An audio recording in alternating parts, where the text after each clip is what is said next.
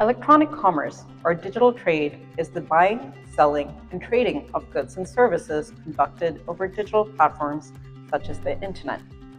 Discussions around e-commerce are becoming central to the WTO in three key ways.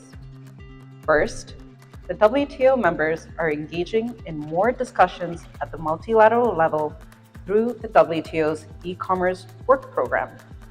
Its recent reinvigoration has meant that more WTO members, including many from developing and least developed countries, are actively engaging in discussions to better understand e-commerce issues, particularly from a development perspective. Secondly, WTO members are increasingly debating the current practice of not imposing tariffs on electronic transmissions, as set out through a moratorium. Some developing country members want to lift this due to concerns that too much customs revenue is lost by not taxing increasingly digitized products.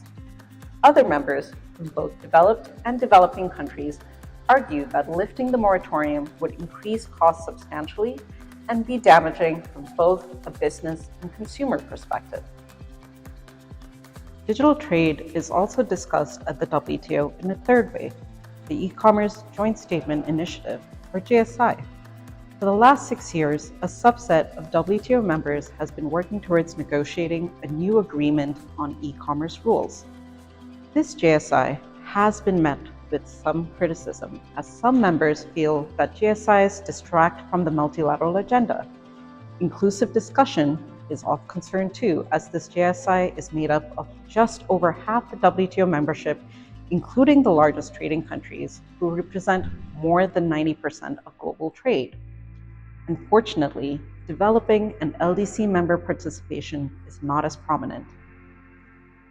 Through this JSI, members have made progress on many issues on the table, with a handful of rules that have yet to be agreed upon.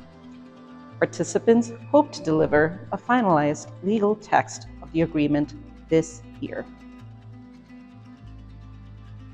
So what can we expect from the 13th Ministerial Conference? The biggest challenge will likely be the moratorium issue. Negotiations at MC13 will determine whether the moratorium lapses or is extended.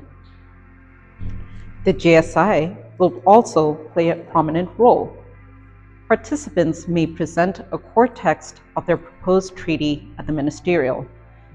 This, in turn, may also reveal a feasible path for the JSIs, including the e-commerce treaty. Finally, the Ministerial may provide an opportunity to highlight the work, the reinvigorated multilateral discussions of the work program, perhaps through valuable recommendations or by sparking even more effective momentum going forward.